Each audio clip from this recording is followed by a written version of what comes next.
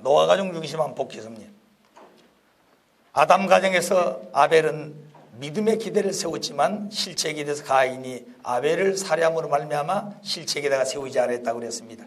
그래서 아담 가정에서는 이미 셋째 동생으로 태어났던 셋을 세워가지고 그 셋의 후손 가운데 노아를 부르게 됩니다. 자, 노아 가정의 서론은 뭐냐면 가인이 아벨을 죽임으로써 아담 가정을 중심한 복귀 섭리는 이루어지지 않았다.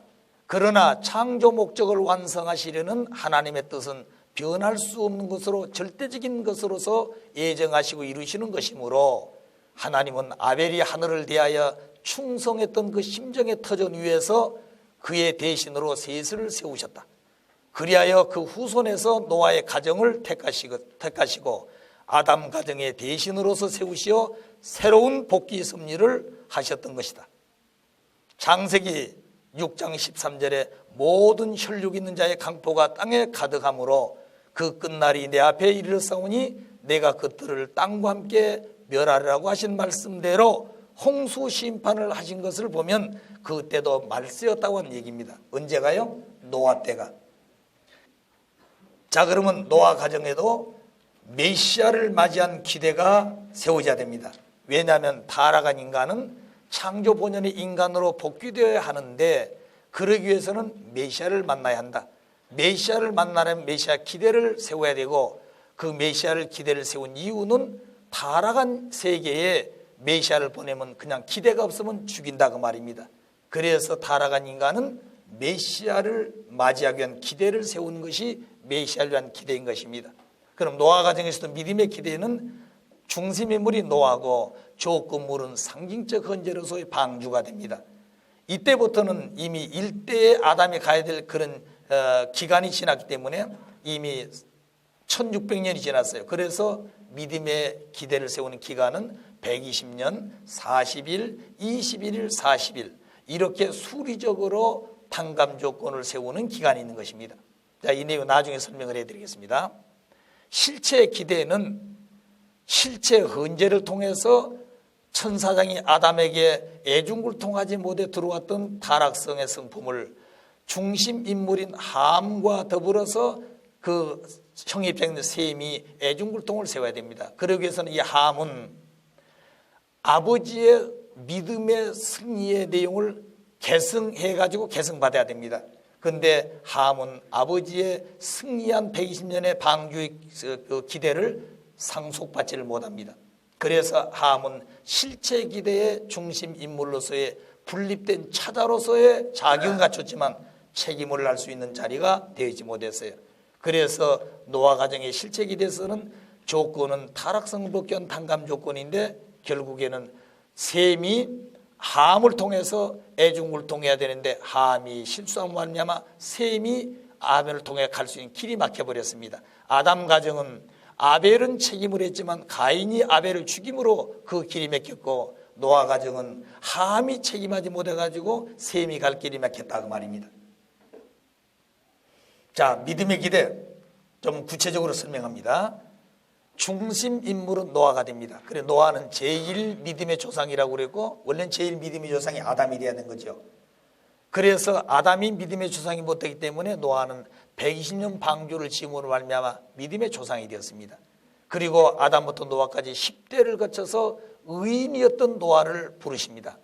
그럼 왜 10대를 거쳐? 10수는 완전수고 규일수이기 때문에 열 그러면 다시 열 하나로 돌아가는 재출발 섭리가 열을 거쳐서 그 다음에 열 하나로 돌아가기 때문에 이 10수를 중심한 10대를 거쳐서 새로운 의인을 찾는 것이 바로 노아였습니다. 그리고 노아는 셋의 후손 가운데 태어난 사람이에요. 그래 조건물로서 노아는 방주를 중심해 가지고 결국 신천주 중심한 상징적 방주를 중심한 섭리를 하시게 됩니다. 자, 그럼 그때 기간은 120년, 40일, 21일, 40일인데 이 120년은 방주를 짓는 120년 기간입니다. 그 다음에 40일은 홍수심판 40일, 그 다음에 21일은 비둘기를 치를 간격으로 3차에 걸쳐서 21일입니다. 그리고 나서 비둘기를 마지막 보낸 그때부터 방주에 내려올 때까지 기간 40일이 있습니다. 이런 내용들은 아담 가정에서 일대의 성장 기간에 찾아 세워야 될 수리적 기간을 이제 노아 가정에서는 기간이 지났기 때문에 실체적으로 수리 기간이 나타납니다. 자, 그럼 왜 이런 숫자가 나오게 되는 것은 저 뒤에 수리적 탄간복귀 섭리도정에서 구체적으로 설명을 하기로 하고, 이 믿음의 기대에서는 그런 내용들은 구체적으로 설명을 하지 않겠습니다. 자, 방주의 뜻. 방주는 신천주를 상징한 것이다 그랬습니다. 원래 하나님 지으신 이 천주는 뭐라고 그랬어요? 하나님이 지으신 천주입니다. 그런데 타락으로 말미암아 이 천주는 사탄 주관권에 떨어졌어요. 그래서 사탄 주관권에 떨어진 그 천주 안에서 노아는 방주를 지어가지고 하늘 앞에 바치는데, 그 방주가 새로 지어진 천주와 같은 내용을 상징했다고 말입니다. 자, 그럼 그 내용이 뭐냐? 노아는 방주를 배심자 지었습니다. 그 방주는 3층으로 지었습니다. 그리고 노아는 그 방주 안에 8식구를 태우고 모든 쌍쌍의 동물을 태워서 문을 닫고 홍수 심판을 하게 되죠. 그럼 그 내용은 무엇이냐? 노아는 하나님의 입장입니다. 왜? 노아의 방주가 노아의 주인이기 때문에, 노아가 방주의 주인이기 때문에. 근데 그 방주는 신천주를 상징하기 때문에 신천주의 주인은 하나님이에요. 그래, 방주 안에 타는 노아는 마치 하나님의 입장을 상징하는 것입니다. 그리고 3층의 방주는 3단계 성장 과정을 표시했고, 노아 가정 8식구는 아담 가정을 탕감하기 때문에 아담 가정 8식구와 전 인류를 상징하는 것입니다. 동물을 쌍쌍이 태웠단 말은 만물 세계를 상징하는 것이에요. 그래서 방주는 신천주 상징했고, 이 신천주 중심한 모든 섭리는 타락으로 잃어버린 이 천주를 찾아 세우시는 그런 축소체와 같은 조건으로 세운 것이 방주 중심한 섭리였습니다. 자, 40일 홍수심판. 이 40일 홍수심판이 왜 있겠느냐? 40일 홍수심판은 선악을 분리하기 위해서 그렇습니다. 그래서 40일 홍수심판을 통해서 노아 가정은 하나님과 하나가 되고 불신한 인류는 사탄과 하나가 됩니다. 그러니까 40일 홍수심판은 선한 편과 악한 편으로 딱 쪼개 분리받는 거죠. 그리고 하늘 편에서 노아 가정 중심해가지고 나머지 사탄 중심한 인류는 전부 다 홍수로 심판해버린 것입니다. 자, 아버님 말씀은 언제나 가끔 하신 말씀이, 이 땅의 모든 존재물 가운데는 다 심판을 받았지만 물고기는 심판받지 않았다고 그랬어요. 그렇기 때문에 하나님께 드리는 제물 중에 가장 귀한 제물이 뭐냐면 물고기인 것입니다. 물고기는 참 다양하죠. 제가 남미에 있을 때 자리등에 모시고 있는 때가 있었습니다. 아버님은 그때는 새벽 4시만 되면 그 이전이나 준비해가지고 낚시터에 가시는 거예요. 남미의 새벽 4시면 캄캄합니다. 그리고 해가 지고, 그리고 캄캄한 밤에는 얼마나 벌레와 모기떼가 많은지요. 이건 그냥 둘러쓰고 그 다음에 약을 뿌려도 정신이 없어요. 자, 그런 자리인데 캄캄한 새벽인데 저를 깨워서 낚시 가자고 낚시터를 갔습니다. 낚시터를 펴놨는데 낚시 끝이 보이지가 않아요. 캄캄하니까. 그래서 아버님께서는 그 하얀 비닐 조각을 가져라고 하시더라고요. 그래, 비닐 조각을 붙여놓으니까 그 표적은 돼요. 자, 그런데 고기가 이제 물면 그 하얀 것이 이제 자극이 되어야 이게 낚시를 하는데, 그렇게 어려운 자리에 와서 고기를 잡으면 아무리 큰 고기라도 먼저 잡는 거 살려주신 거예요. 이게 부모님의 낚시의 도입니다. 아시겠어요? 자, 그런데 이게 안 됐잖아요. 그렇게 어려운 자리에서 큰 거 잡히게 되면 이거 살려줘야 되니 내가 볼 때는 이거 안 돼서, 그래서 옆에다 낚싯대를 하나 넣고 피레미를 하나 빨리 잡아야 되겠다 이거요. 왜냐면 빨리 무니까 그거는. 그래가지고 이걸 빨리 제물로 드리고 아버님 잡은 것은 가져가야 되겠다 이 말. 이거 나 혼자 생각했던 내용이에요. 그런데 그 다음날 아침에 아버님 첫 식당에서 유정호 왜 그렇습니까? 왜요? 하고 대답을 했더니, 너 하늘 앞에 제사들을 고이 가입한다면 피레미를 잡아드려야 되겠느냐? 아니면 가장 크고 아름다운 고기를 잡아 제사드려야 되냐? 하고 딱 물으신 거예요. 그러니까 내 마음을 꿰뚫려서 아주 그냥 보시는 겁니다, 그게. 그래서 깜짝 놀랐어요, 제가. 그리고 났는데 그때 그 생각이 뭐냐면, 어째서 아버님이 캄캄한 밤에 가시고 1시간 문제로 조금 밝아질 것인데 하고 내 마음속에 생각을 했어요. 그리고 일찍 하셨다가 제일 늦게 들어오시는 것이에요. 그럼 왜 아버님이 그러실까? 그래서 그게 이제 마음속에 두고 있는데 그 다음날은 또 아버님 하신 말씀, 유정옥 왜요? 하고 대답했더니 처자식이 굶고 있는 모습을 본 아버지가 있단다면 그 고기라도 잡아다 먹인다고 그랬을 때 늦게 늦잠 자다 가야 되겠느냐 하고 물으신 거예요. 그리고 고기 잡다가 일찍 들어온 법이 어디 있겠냐 그 말입니다. 한 마리도 먼저 가서 잡고 가장 늦게까지 시간을 내서 한 마리 더 잡아가지고 오려고 하는 것이 부모의 마음이지 않겠냐 이 말입니다. 그렇게 따가니까 그게 말씀 맞지 않아요. 이게 충격적으로 하나 더 맞은 것입니다. 그러니까 그때 되어진 그 내용은 비록 나를 통해서 깨닫겠지만 그 모든 사람에게 부모님이 대하시는데 그렇게 생각할 사람도 있는 것이죠. 자, 그래서 그런 내용들은 우리가 부모님 하신 일에 대해서는 이러쿵저러쿵 하는 것이 아니라 그건 뜻이 있어서 하신 것이다 그 말입니다. 뜻이 계셔서. 그러니까 그 뜻에 계셔서 하신 일을 부모님과 같은 심정, 부모님과 같은 생각, 부모님 같은 가치관을 가지고 대하지 않으면 실족하기 쉽다고 말입니다. 아시겠어요?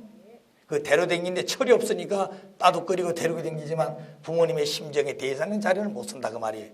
그러니까 깊은 내용은 주고받을 수가 없다고 말입니다. 아시겠어요? 자, 그런 얘기입니다. 그렇다 해가지고 유 회장이 부모님의 심정의 대상이 돼가지고 깊은 얘기 주고받는다는 거 아닙니다. 그렇게 되어 있다고 말이죠. 자, 그래서 40수의 뜻은 노아 홍수 심판 40일 이후에 이 40수는 모든 그 이후에 탄감복귀 섭리 노정 때 믿음의 기대 복귀를 위한 사탄 분립수로서 필요하게 됩니다. 예를 들면 홍수 심판 40일, 노아에서 아브람까지 부를 때 400년, 애굽거역 400년, 노마박해 시대 400년, 모세가 신에서 십계명을 받을 때 그 음식을 40일간 2번을 했습니다. 그 다음에 가나안 정탐복기도 40일, 광야에서 쓰러져 가지고 40일 광야 생활하는 것도 40년, 사울왕 다윗왕 솔로몬은 각각 40년씩 해서 120년 동일왕국 시대, 엘리야의 40일 동안 쫓겨가 가지고 토굴에서 금식을 하면서 40일 기간, 예수님이 십자가 돌아가신 후에 3일 이후에 부활하셔 가지고 마가다락방에서 40일 중심한 흩어진 제자들을 모아가지고 재교육하고 흩어진 후에 오순절 마가다락방에 성령이 강림했던 것을 알고 있습니다. 이와 같이 노아 홍수 심판 이후에 40주는 모든 탄감복귀 섭리도정에 있어서의 믿음의 기대를 복귀하게 하는 사탄분립수로 필요하게 되었다. 심판 40일 기간은 천지창조 후 혼동기간입니다. 방주 중심한 행사 후에는 천지창조 후 전 역사로정에서 무엇인가 보여줄 것을 상징하는 내용이 방주 중심한 행사 이후에 되어진 것들이, 왜? 방주는 신천주고 타락한 세계는 모두 다 사탄변에 쓸어버렸기 때문에, 시판해버렸기 때문에 비로소 이 방주 중심한 행사 이후에는 천지창조 후에 하나님께서 하시고 전 역사로정을 보여주는 상징적 노정이었다 하는 것을 아셔야 되겠습니다. 자, 홍수 심판 후 행사, 그러면 하나님의 말씀을 받은 노아는 120년간 방주를 지었습니다. 여러분, 우리는 간단하게 노아가 120년 방주였다. 그 120년 기간이라는 것이 얼마나 지루했을 것이며 사연과 고통과 내용이 얼마나 많았겠습니까? 우리는 이렇게 구체적으로 하나님의 섭리를 가르쳐주고 하나님 뜻을 가르쳐줘도 믿지 못하고 의심하고 주저앉을 때가 많은데, 노아는 꿈속에 노아야, 오늘 이 세상이 혈육이 강포해가지고 이 세상과 함께 사람을 멸해야 되겠다 이 말입니다. 그때 홍수 심판하기 위해서 방주를 지으라 그랬습니다. 그런데 그 방주는 물가에다 지어야 되는 건데 전혀 인간들 생각과 달리 아라산 산중턱에다 배를 지으라 그런 거예요. 자, 그럼 여러분이 그 말씀을 받았단다면 믿을 수 있겠습니까? 또 만일 하나님, 배는 짓기는 지어야 되겠는데 배는 물가에다 짓지 어째 산속에다 지으라 그러십니까? 한마디 여쭤볼 것도 하지 않아요. 노아는 그런 생각에는 그냥 주신 그 말씀을 100% 믿고 그 말씀대로 실천하려고 하는 것이에요. 자, 그 다음에 자기 부인에게도 얘기했을 것이고 아들, 딸들에게 얘기했을 것이다 말입니다. 그런데 처음에 그 얘기를 알아들었겠습니까?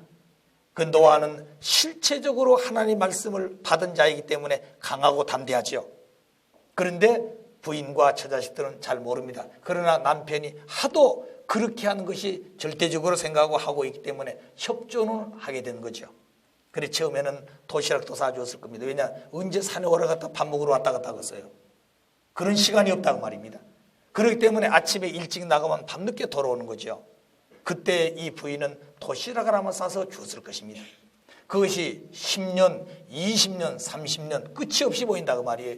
나중에는 지쳐가지고 안 사줄 때도 있었을 거다고 말입니다. 때로는 아들, 딸들과 도와주기도 했을 것이에요. 그들은 지쳐가지고 후퇴한 사람도 있었을 것이다 말입니다. 그런데 노아는 후퇴할 수도 없고 주저앉을 수도 없고 의심할 수도 없고 안 할 수도 없는 것이에요. 그래서 노아는 이 120년 동안 방주를 지었는데 그 방주 속에 감춰진 역사적인 배경은 이루 형연할 수 없는 사연들이 있었을 것이다. 오늘 이 성경에 기록된 노아의 역사는 간단합니다. 120년 동안 일기를 썼단다만 아마 8만 대장과 같이 많은 분량을 가질 수도 있었을 것이죠. 그런 내용을 우리는 깊이 모르고 있는 것입니다. 그렇기 때문에 노아가 120년 방주였다. 그 방주 짓는 기간이 얼마나 어렵고 힘든 길이었겠냐고 말입니다. 아시겠어요?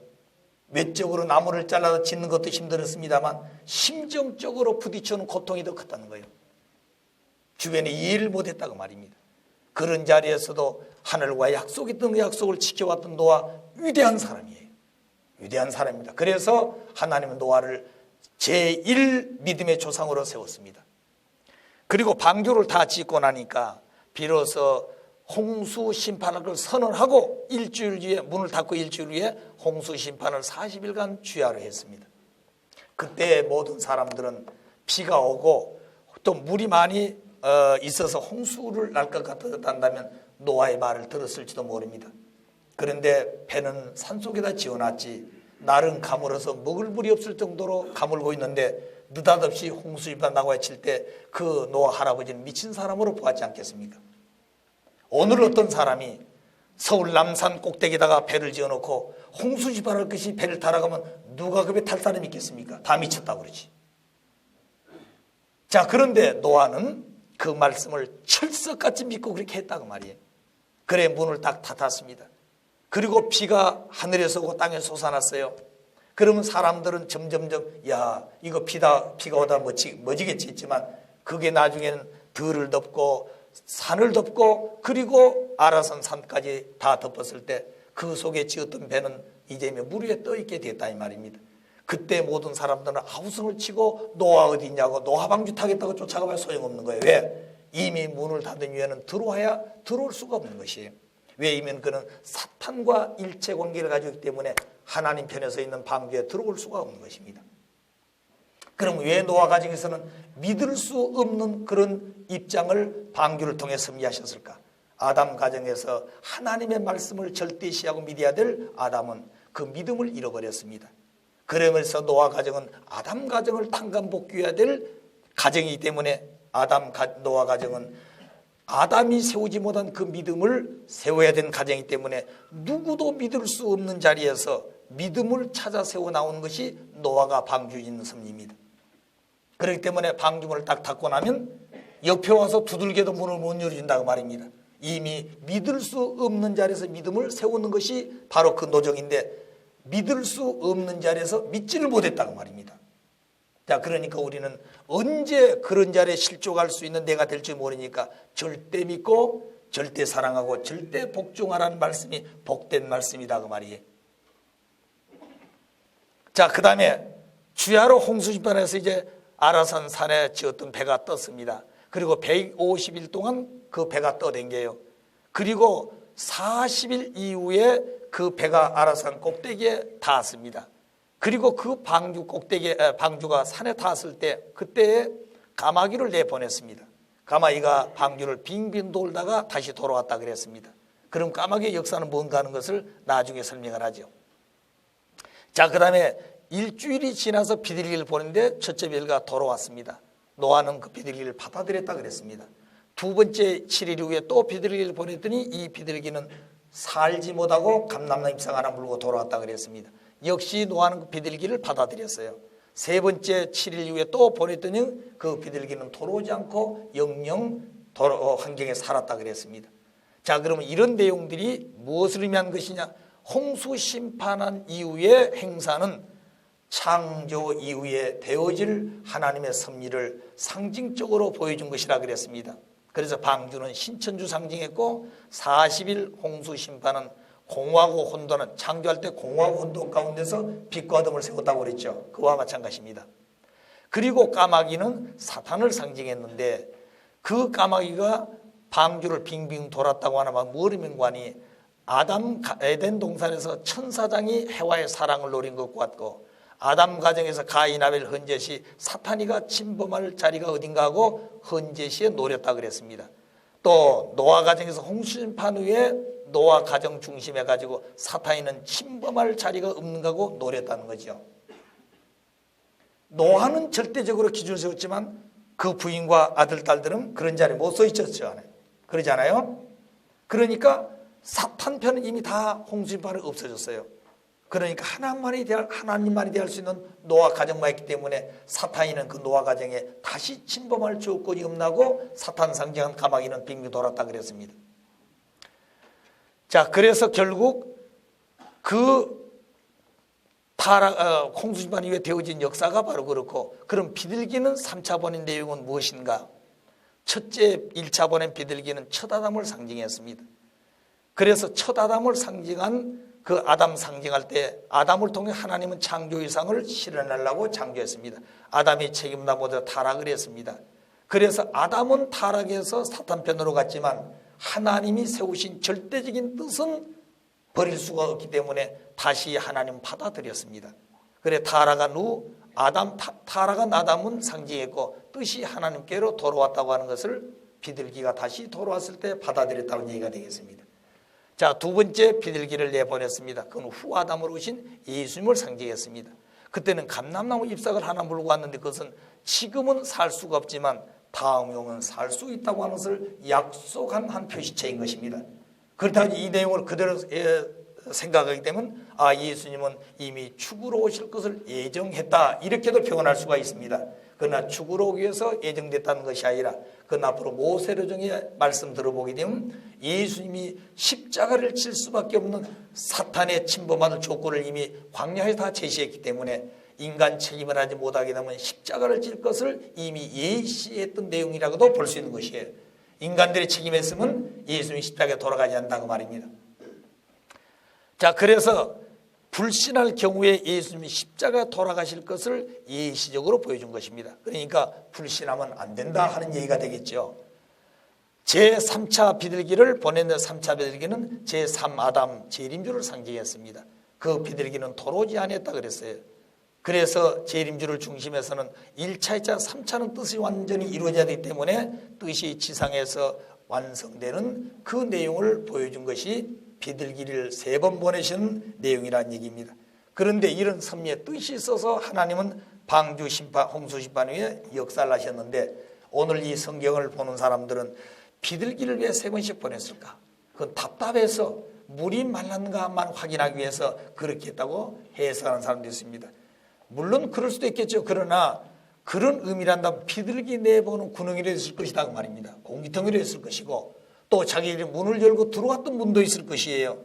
그런 걸 통해서 확인할 수 있을 것인데 왜 이렇게 했을까 하는 것은 뜻이 있어서 하신 것이지 그저 외적인 내용을 확인하기 위해서 한 것만은 아니다 그 말입니다. 그러니까 부모님 하신 일은 그저 오고 가면서 하는 일이 없다 그랬어요. 그래서 아버님 하신 말씀이 내가 하는 일은 그저 왔다 갔다 하는 건 아니다.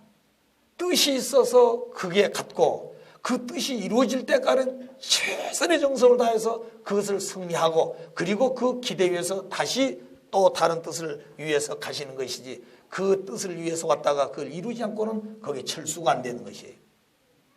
그런데 부모님 벌써 날짜와 시간을 정해놓고 하시되 그 시간이 지나고 날짜가 지나게 되면 반드시 이루시고 돌아오신 것입니다. 그리고 그 기대에서 또 오셨다가 또 가시고 그때는 또 차원 높은 자리에서 승리하시게 되는 것입니다. 그럼 그런 일들을 아버님 혼자 하신 것이 아니라 하나님과 의논하면서 그리고 그 일을 결정하고 그 일이 성취되도록 아버님은 최선을 다하고 계시는 아버지시다 이거예요. 그렇기 때문에 아버님 하신 말씀을 생명시 여겨야 되고 아버님의 오고 가신 그 길을 우리는 귀중하게 지켜보고 그리고 같은 심정으로 오고 가고 있다는 사실을 느끼고 우리가 생활해야 됩니다. 그런데 우리는 부모님이 어디 계신지 관심도 없지 않아요. 어떨 때는 잊어버리고. 또 부모님 무엇 하신지를 우리는 잘 모르잖아요. 지금 이 시간 주무시는지 뭘 잡수시는지 몸이 불편하진 않으신지 오늘 내가 모시고 있는 내 육신의 부모도 그렇게 보살피며 살피고 있는데 생명의 부모 되신 참 부모님 우리는 그런 생각까지도 못하고 살 때가 많다는 거지요. 자, 그걸 보이는 우리는 참으로 하나님 앞에 빚진 자들이요 참 부모님 앞에 머리 둘 수 없는 불효자들이라는 것을 알아야 됩니다. 그렇기 때문에 내가 뭘 조금 했다고 머리를 들고 나 알아줘서 할 수가 없는 것이 부끄러운 모습들이에요. 자, 이런 오늘 우리의 처지를 생각할 때 그렇게 어린 심정들을 데리고 끝까지 가시겠다고 하신 부모님의 심정이 얼마나 기가 막히시겠냐고 말입니다. 어떨 때는 아버님 말씀 너희들을 데리고 내가 일하는 게 기가 막히다 지금. 당신 혼자 하시면 다 할 수 있을 건데 하나님의 뜻은 그렇게 안 되잖아요. 인간을 데리고 할 수밖에 없다고 말입니다.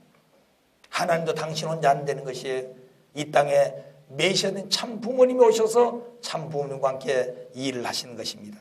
자, 그래서 오늘 우리는 이 노아 가정을 통해서 되어지는 방중이심한 섭리를 공부를 했습니다. 자, 실제기대 중심 인물은 함이 됩니다. 그러면 함은 믿음의 기대의 중심이었던 노아가 120년 방주 지었던 것을 실체적으로 상속받아 가지고 그 믿음의 아버지의 뜻을 받들어 가지고 실체의 중심 인물이 되는 것이에요. 자, 그래서 차자의 입장을 복귀한다. 함은 차자의 입장을 복귀하는 것이 뭐예요? 아버지의 믿음의 기대에 세운 그 믿음을 계승해야 된다고 말입니다. 아버지는 차자에게 믿음을 계승해 줘야 되고 둘째 아들 함은 믿음의 계승을 해야 된다. 자, 그럼 노아와 심정일체를 이루한 것이 바로 노아의 모든 전체 믿음의 기대 승리권을 계승하는 자리고 차자의 입장을 복귀하는 자리다. 그래서 그 내용을 보게 되면 노아 가정은 아담 가정을 탕감복귀하는 가정입니다. 그래서 아담은 에덴 동산에서 타락하기 전 벌거벗고 있어도 부끄러움을 느끼지 않았다 그랬어요. 그런데 타락한 이후에 사탄과 혈연 관계를 맺은 이후에는 아담이 하는 벗고 있는 것을 부끄러워서 몸을 가리고 숲속으로 숨었다 그랬습니다. 그러니까 타락 전에는 벗고 있어도 부끄러움을 느끼지 않았는데 타락한 이후에는 벗은 것을 부끄러움을 느꼈다 그랬어요. 그리고 가렸습니다. 그러면 노아 가정은 아담 가정을 탕감복귀해야 되기 때문에 모든 방주에 내려와가지고 포도 농사를 지어서 포도주를 짜서 마시고 어느 날 천막 안에서 노아는 옷을 옆에 벗어놓고 벌거벗고 누워 있었습니다. 그런데 이 함이 동생들과 더불어 서로 얘기해가지고 형님 동생을 데리고 와서 아버지의 벌거벗은 옷을 보고 부끄러움을 느껴가지고 옆에 있는 벗을 갖다가 뒤를 걸가지고 덮어드렸습니다. 자, 그래서 노아는 잠에서 깨어나자마자 자기 몸이 덮여있는 걸 보고 함을 저주해 버렸습니다. 너는 이방의 객 중에 객이다 그랬습니다. 인간적으로 보게 되면 대단히 잘한 것이죠. 아버지가 술 취해서 좀 정신이 이상해가지고 옷을 벗었기 때문에 그것을 가려준 것이라고 생각했단다면 잘한 것인데 노아는 술을 취해가지고 옷을 벗고 누워있는 것이 아니라 아담 가정을 탕감복귀해야 될 뜻이 있는 노아 가정이기 때문에 그런 섭리를 했다고 말입니다. 그런데 그것을 가려줬단 말은 타락한 아담의 후손임을 자증하는 결론이 돼 반증하는 결론이 됐다고 말입니다. 나는 타락한 아담의 후손이요 하고 반증하고 차증하는 결론이 되어버리는 것입니다. 그래서 벗고 있는 노아를 아담 가정에 벗는 것을 탕감복귀하지만 그 노아가 믿음을 세운 그 모든 전체를 함이 상속받기 위해서는 노아의 믿음에 벗고 있는 것을 보고 같이 벗었다고 한 자리에서 심정적으로 일치가 되는 거예요. 만일 동생과 형님이 옷을 가지고 덮어주려 하더라도 형님 동생 그러면 안 됩니다. 우리가 방주 질 때 아버님이 하신 일을 잘 보았지 않소. 그리고 방주 안에 타고 내릴 때까지 되어진 역사도 우리가 잘 보았습니다. 그렇기 때문에 아버지가 하시는 그 행위는 잘못되어 가지고 하는 행위가 아니라 하나님의 뜻에 의해서 되어진 행위일 것이니 깨어날 때까지 기다립시다고 기다렸단다면 어떻게 됐을 것 같습니까? 실족하지 않지요. 심정적으로 일체가 될 수 있었다 그 말입니다. 그런데 함은 아버지가 벗고 있는 것 부끄러움을 느껴서 옷을 갖다가 덮어짐으로 결국 아담 가정에서 되어진 노아의 그 입장을 심정적으로 탕감복기에 개성을 못했어. 그리고 아담이 타락해서 부끄러움을 깨가지고 몸을 가렸던 것처럼 나는 타락한 아담의 후손입니다 하고 반증하고 자정한 결론이 되어버렸습니다. 그래서 노아 가정에서 믿음의 기대는 승리했지만 실체의 기대에 있어서의 함이 실수한 말미암아 실체 기대는 이루어지를 못했습니다. 자, 그 다음에 부끄러움이 죄가 된 이유, 죄란 사탄과 상대 기준을 조성해서 사탄이 활동할 수 있는 조건을 제시함으로 천범을 위반한 것이 죄라고 하는 말씀을 타락노릇에 말씀을 드렸습니다. 그렇기 때문에 타락 전에 벗었으나 부끄러움을 잊지 않았는데 타락 후에 벗었음을 부끄러움을 하고 가렸습니다. 따라서 부끄러움을 느끼고 가린 것이 사탄에게 조건이 되어졌다고 말이죠. 따라서 함은 벌거벗은 아버지의 옷을 몸을 보고 부끄러움을 느끼고 그 옷을 갖다 덮어줬다는 얘기는 타락 후 아담의 행위와 같은 것이 됐기 때문에 그것이 죄가 되어져서 결국 함은 분립된 차자로서의 실체기대 중심인물이 될 수는 있었지만 중심인물로서의 책임을 다할 수 있는 그 조건물을 들이지는 못했다고 말입니다. 자, 그래서 함은 실체기대의 중심인물이 되지 못했고 그리고 그때부터 형제들끼리 서로 언어가 달라지고 인종이 갈라지게 된 동기가 노아 가정에서부터 있게 됐다 그랬습니다. 그들은 나중에 하늘을 배반하는 바벨탑을 쌓기 시작했다 그랬습니다. 그래 형님과 동생 모여가지고 열심히 하나 되어가지고 탑을 쌓으니까 하늘을 배반하는 그런 행위가 되는 것이죠. 그래서 언어가 혼돈되어가지고 형님은 갖다 쌓으면 동생 그걸 통하지 않으니까 갖다 흐르고 이렇게 해서 바벨탑을 쌓지 못하게 만들었다 그랬습니다. 이때부터 언어가 혼돈되어지고 인종이 갈라지는 길이 열렸기 때문에 마지막에 참 부모님이 오시게 되면 언어가 통일돼야 되고 그리고 혈색은 다르지만 민족과 모든 것이 핏줄은 같아야 되는 것이에요. 그러니까 혈색은 이 지구상의 모든 그 지역적인 환경에 따라 다르지요. 그러니까 이 황인종 우리들도 저 남미에 가서 2년, 3년만 살다 보게 되면 새카만 사춘이 됩니다. 그리고 일본인 우리 네다에 가서 수고하고 있는 식구들 보게 되면 3년간 갔다 오니까 저 흑인 비슷해요. 그러니까 흑인이 따로 있는 게 아닙니다. 그러면 이 지구성이 둥근데 모두 한 곳에 모여 살 수가 없잖아요. 그러니까 지구성에 곳곳에 흩어져서 민족을 형성하고 사는데 그 지역에 맞게끔 온도가 다른 것입니다. 그래서 새까매지고 하얘지고 노릇구름하고 그러지만 그 근본의 혈통이 달라져서 그러게 됩니다. 그래서 마지막 참부모가 오시게 되면 색깔은 다를 망정 핏줄은 같게 되는 것이에요. 그러나 혈족은 핏줄이 같다 그 말이에요. 핏줄이. 그러면 이 지구상에 65 가운데서 74%가 몽골 반점 가지고 있는 족속입니다. 자, 그렇기 때문에 74%가 되는 몽골 반점 동족을 가진 사람을 축복해서 혈족으로 만들어 놓긴다면 이 지구성은 자동적으로 복귀해야 되는 것이에요. 그걸 아셔야 됩니다. 자, 그럼 여기에 대한 결과, 믿음의 기대는 성공했으나 함의 실수로 실체 기대는 실패했다. 따라서 노아 가정에서 메시아라는 기대도 실패했습니다. 교훈, 원리적인 교훈은 뜻은 절대적이었습니다. 그리고 뜻 성취는 상대적으로 세웠어요. 그래 인간 책임 분담이 세우지 않으면 뜻은 이루어지지 않습니다. 그래 인간에 대한 하나님의 애정은 노아 가정 대신 아브라함을 세워서 새로운 섭리를 하시게 됩니다. 왜? 인간을 불러 세웠지만 그가 책임하지 못하게 되면 섭리는 연장되어지고 그 대신 다른 존재를 세워서 새 섭리를 맡게 한다고 말입니다. 자, 그것이 바로 원리적 교훈입니다. 우리들도 자기가 세워진 자리에서 책임을 못하게 되면 그 자리는 그 일을 할 수 있는 사람을 세워서 일할 수밖에 없는 것입니다. 자, 그러니까 언제나 주어진 자리에 가게 되면 내가 여기서 뭘 하기 위해서 왔느냐, 내가 할 일이 있어서 하나님은 나를 여기 보냈다고 생각해야 됩니다.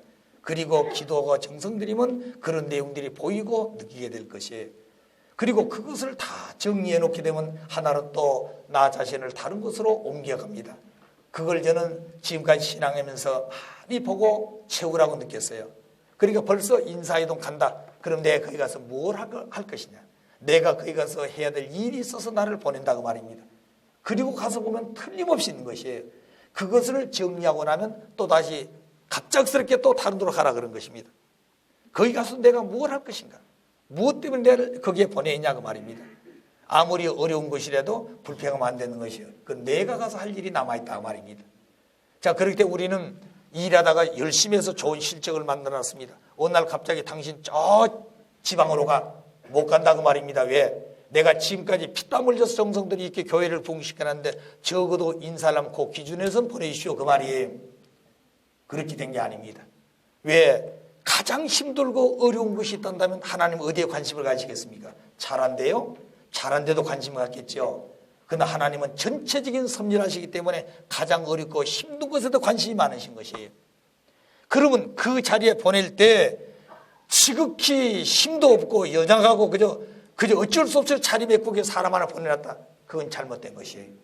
똑똑하고 능력 있는 사람을 어려운 자리에 보내가지고 그 자리를 세워서 더 하나님 앞에 영광 돌릴 수 있는 실적을 세우기 위한 것이 하나님의 뜻이 아니냐고 말입니다. 왜? 똑같이 평등하게 발전하는데 하나는 발전하고 하나는 기울어져 버리면 여기에 전체 것이 다 쏟아져 버린 한쪽으로. 자, 그런 걸 볼 때 인사를 하는 사람도 그렇고 인사를 받고 가야 될 사람도 불평한 것이 없습니다. 아시겠어요? 그리고 우리 인간을 보게 되면 흙과 물과 공기로 지었다고 그랬지요. 흙은 어디를 갖다 놔도 불평이 없는 것입니다.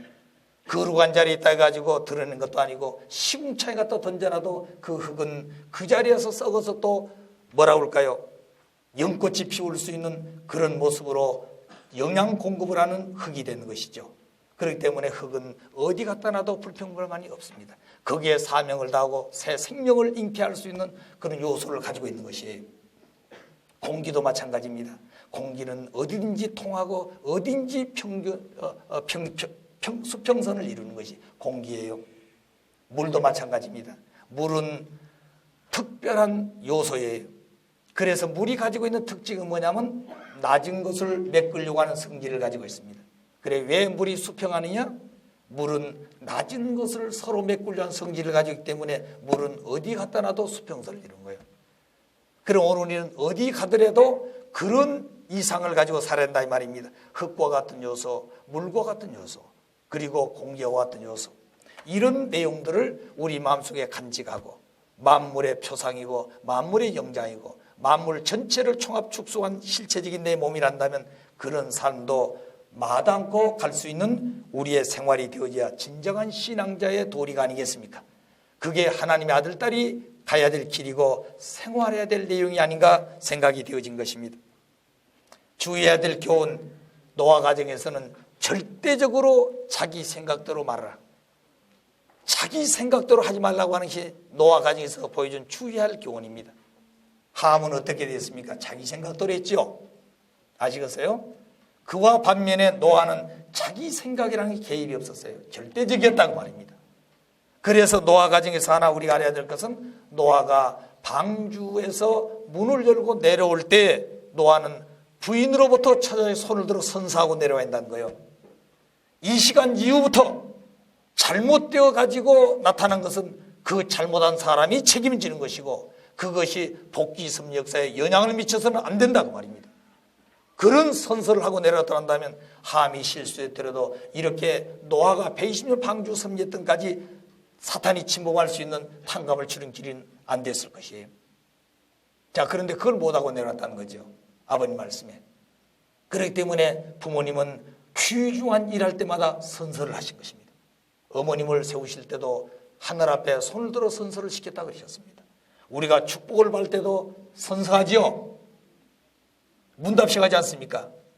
하나, 둘, 셋, 넷 이렇게 할 것을 맹세하느뇨? 예, 누가 하겠다고 말입니까? 내가. 그러면 그 축복의 자리를 놓고 선서를 시켰으니 그 책임 못하게 되면 그 자리를 놓고 자기는 물러나야 된 거예요. 자, 이렇게 무섭고 축복의 한 자리가 교차되는 우리의 삶이 오늘 가정으로 살고 있는 우리들이라는 것을 잊어서는 안 됩니다. 조금도 방심하면 안 되는 것이에요. 자, 그래서 자기 생각대로 절대 하지 말아라. 모르면 물어보라고 말입니다. 모르면 물어보라고 말 의심하지 말고. 그런데 아무 때나 물어본다고 답은 주지 않습니다. 때가 되면 가르쳐 주는 거예요. 때가 되면. 아시겠어요? 그래서 물어가지고 안 가르쳐 주니까 그는 몰라서 그렇고 그래 답답해서 나 그만두겠다 그게 아니고 때가 되지 않아서 못 가르쳐 주니 때가 되면 확실하게 가르쳐 줄 것이다. 이것이 노아 가정에서 보여준 우리에게 주의해야 될 교훈입니다. 첫째는 자기 생각대로 하지 말 것. 모르면 때를 기다려서 때가 되면 물어봐라. 가르쳐 줄 것이다. 그러니까 함이 자기 아버지의 벌거에 누운 것을 부끄러워서 행위를 취할 것이 아니라 기다렸다가 아버지가 일어나면은 물어봐야 된다고 말해. 모르면 왜 아버지 이런 일을 하고 계셨습니까? 여기에 뜻이 있었습니까? 지금까지 해오신 일을 보게 되면 아버님 혼자 생각대로 한 게 아닌데 여기 하나님 뜻이 계실 것 같은데 무슨 뜻으로서 이렇게 행동을 취하셨습니까? 물어보면 자세히 가르쳐주고서 안 가르쳐주겠어요? 가르쳐준다는 거죠. 그러니까 자기 생각대로 하지 말고 모르면 물어보고 때가 되면 가르쳐줄 것이다. 하늘 가는 태도 온유하고 겸손하고 인내할 줄 알아야 된다. 때를 기다릴 줄 알아야 되는 것입니다. 그 다음에 감사하고 기뻐해야 되는 거예요. 참 그걸 보게 된 부모님은 이 낚시하는데 도에 이 낚시가 고기냐면 도예요. 도에. 자, 저 남미 반탄을 갖다 보게 되면 그 때 앞에 얼마나 더운지 파장한 바람에 눈이 사슬리고 앉아서 낚시를 하는 것입니다. 그는 하나 없는 것이에요. 그런데다가 이 물에 비춰지는 그 뜨거운 햇살 때문에 온몸이 그냥 다 딜 정도로 새까맣게 되는 것이죠. 그것도 이른 아침 새부터 밤늦도록 하지. 모기는 많지 벌레는 많지. 그러면서도 그 고기를 잡기 위해서 때를 기다리시는 그 부모님. 어떨 때는 그 낚싯대를 들어놓고 낚싯대가 물기를 쳐가지고 떠내려가는 것도 모르고 계실 때가 있어요. 좋으신 것이 아니라 그 어떤 낚싯대를 놓고 정성을 들이는 그 몰두한 자리에 들어가 있기 때문에 낚싯대가 떠난 걸 모르는 때가 있었다고 말입니다. 부모님은 그렇기 때문에 고기 잡는 것이 좋아서 하신 것이 아니라 그걸 통해서 천주를 낚는 심정으로 그와 같은 조건을 가지고 때를 기다리는 그런 마음을 가지고 도의 길을 걸어오신 부모님이라는 것을 저는 느끼게 된 바가 많습니다. 자, 그래서 오늘 우리들도 그런 마음을 가져야 된다. 아시겠어요?